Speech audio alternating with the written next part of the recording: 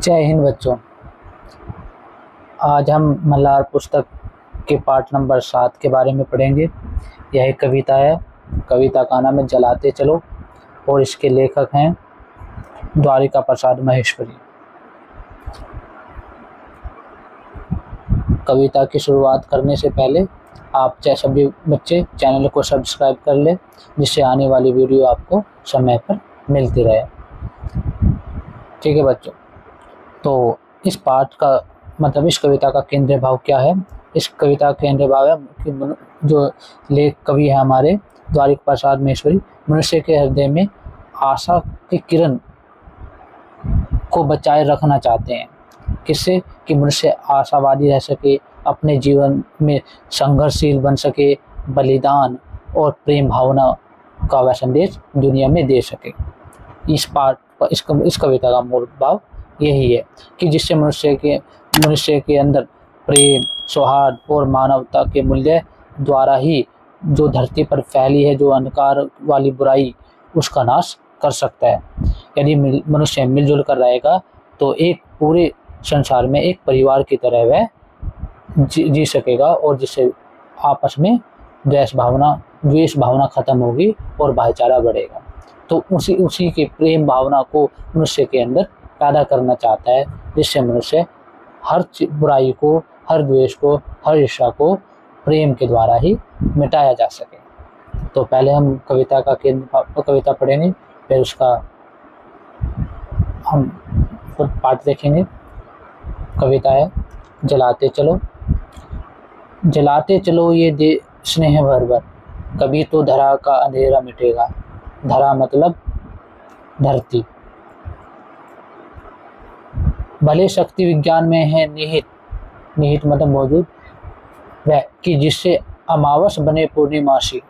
अमावस और पूर्णिमा, अमावस उसे कहते हैं जब रात में चांद नहीं निकलता, ठीक है, और रात पूरी काली होती है, अंधेरा ही छाया जाता है चारों तरफ। और पूर्णिमा जब चांद पूर्ण रूप से निकलता है और एक रोशनी सी चांद के द्वारा पृथ्वी पर एक रोशनी सी फैल जाती है, उसे पूर्णिमा कहते हैं। मगर विश्व पर आज क्यों दिवस ही में घिरी आ रही है अमावस निशा से। दिवस मतलब दिन और निशा मतलब रात। अब यहाँ पर कवि कहता है मनुष्य को संदेश देते हुए मनुष्य के द्वारा, जलाते चलो ये दिए स्नेह भर, कि इस पृथ्वी पर, इस धरती पर प्यार के दिए जलाते चलो।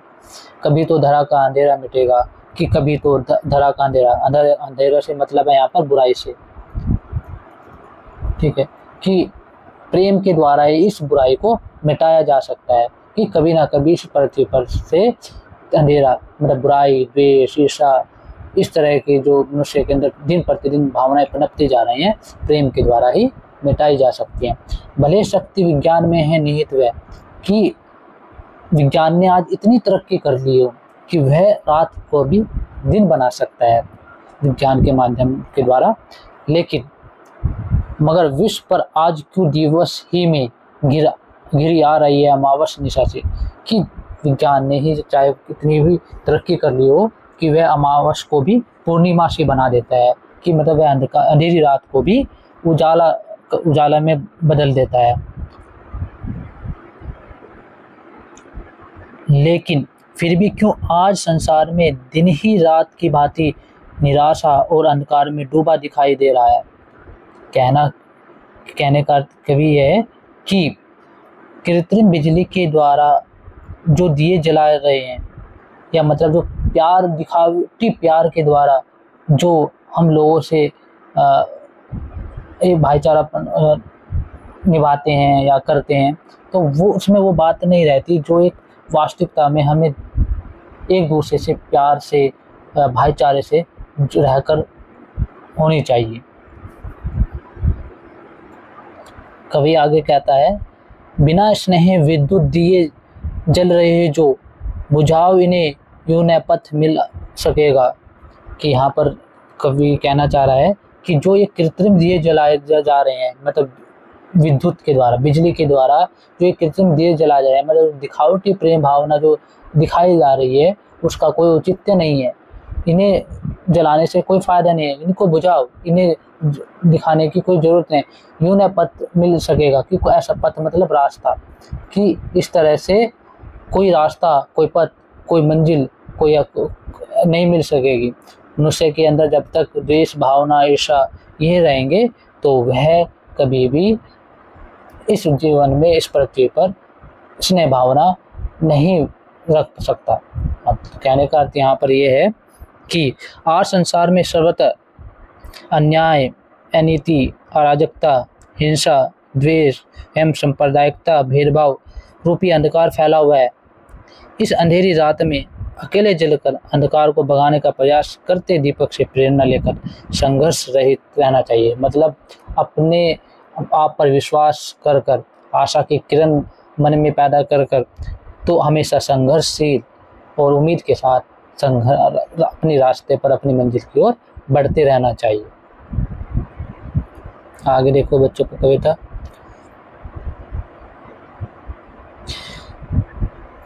जला दीप पहला तुम्ही ने तिमिर की, चुनौती प्रथम बार स्वीकार की थी। तिमिर की सरिता पार करने तुम्ही ही ने बना दीप की नाव तैयार की थी। बहाते चलो नाव तुम वही निरंतर, कभी तो तिमिर का किनारा मिलेगा। यहाँ पर तिमिर मतलब अंधकार,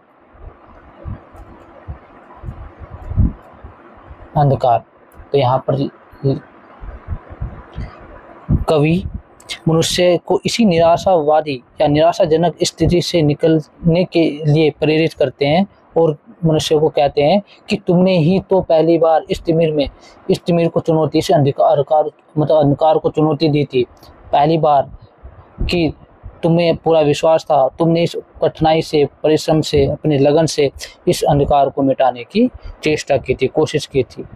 तिमिर की सरिता पार करने तुम ही ने बना दीप की नाव तैयार की थी। इस अंधकार को पार करने के लिए तुमने स्नेह की नदी के द्वारा इस अंधकार रूपी या बुराई रूपी नदी को पार करने के लिए अपनी नाव तैयार की थी। बना दीप की नाव मतलब स्नेह रूपी नाव को तैयार किया था, जिससे तुम आगे बढ़ सको और कभी ना कभी तुम्हें इस बुराई रूपी नदी का किनारा मिल सके। बहाते चलो नाव तुम वह निरंतर, कभी तो तिमिर का किनारा मिलेगा। कि अपनी नाव को तुम, अपने प्रेम रूपी नाव को, स्नेह रूपी नाव को लगातार, निरंतर मतलब लगातार बहाते चलो, अपने प्रेम को अब इस दुनिया में फैलाते चलो। कभी ना कभी यह बुराई जरूर मिटेगी, कभी ना कभी इस अंधकार का, इस बुराई का, इस द्वेष ईर्ष्या भावना का नाश होगा। तो यहाँ पर कवि कहना चाहता है कि तुम भी संसार में स्नेह रूपी घी से भरकर इस आशा दीप को हृदय से जलाए रखो। कवि को विश्वास है कि एक दिन इसी नन्हे से दिए की रोशनी से पृथ्वी पर बुराई रूपी अंधकार अपने आप ही भाग जाएगा तथा शांति और स्नेह रूपी उजाला अवश्य होगा। युगों से, यहाँ पर कवि कहना चाहता है, युगों से तुम्ही ने तिमिर की शिला पर दिए अनगिनत है निरंतर जलाए। समय साक्षी है कि जलते हुए दीप अनगिनत तुम्हारे पवन ने बुझाए। कि यहाँ पर कवि कहते हैं कि युगों से मतलब बहुत ही पुराने समय से ही, युगों से ही तुमने तिमिर, इस अंधकार रूपी दिए को मिटाने के लिए, या अंधकार रूपी इस अंधकार को मिटाने के लिए शिला मतलब पत्थर पर, मतलब इस अंधकार रूपी शिला पर अपने दिए जलाए, अनगिनत दिए जलाए, लगातार दिए जलाए, निरंतर दिए जलाए। तुमने हार नहीं मानी। तुमने मनुष्य के अंदर जो फैले हुए अंधकार रूपी द्वेष भावना, ईर्ष्या, जलन, भेदभाव, ठीक है, इस तरह जो अंधकार फैला हुआ था इस पृथ्वी पर, तुमने उनसे हार नहीं मानी और लगातार उससे आप इस चीज़ को मिटाने के लिए निरंतर आप संघर्ष करते रहे। मतलब आशावादी दिए आप जलाते चले। समय साक्षी है कि जलते हुए दीप अनगिनत तुम्हारे पवन ने बुझाए। कि ऐसे भी लोग तुम्हें मिले जो इस तरह की बुराइयों को फैलाने के लिए तुम्हारे मार्ग में कठिनाई बनकर आए, बाधा पैदा की, लेकिन तुमने हार नहीं मानी और तुमने अपने प्रेम से, स्नेह से इन दीपक को जलाए रखा और अपने जीवन में आगे बढ़ते रहे। इसका समय साक्षी है। तुमने ऐसी परिस्थिति से कभी मुंह नहीं मोड़ा और ना ही हार मानी और निरंतर आप आगे चलते रहे।